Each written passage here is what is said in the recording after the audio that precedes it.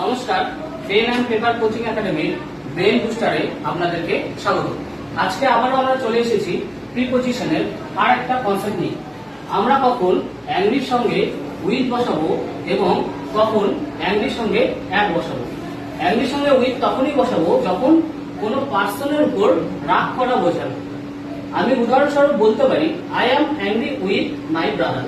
এখানে একজন পার্সন বোঝাচ্ছে, সেক্ষেত্রে আমরা উইথ কে ইউজ করবো। অপরপক্ষে অ্যাংরি অ্যাট কখন বসাবো? থিং, অ্যাকশন এবং সিচুয়েশন, অর্থাৎ কোনো জিনিস, কোনো কাজ এবং কোনো অবস্থার ক্ষেত্রে রাগ করা বোঝাতে আমরা অ্যাংরির সঙ্গে অ্যাট কে ব্যবহার করবো। উদাহরণস্বরূপ বলতে পারি she is angry at your behaviour. কিসের জন্য রাগ করেছে? তার বিহেভিয়ারের জন্য।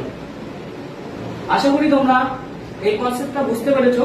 আজকে তোমাদের দুটো হোমওয়ার্ক দেওয়া থাকলো, তোমরা অবশ্যই কমেন্টে এর উত্তর জানাবে। ধন্যবাদ।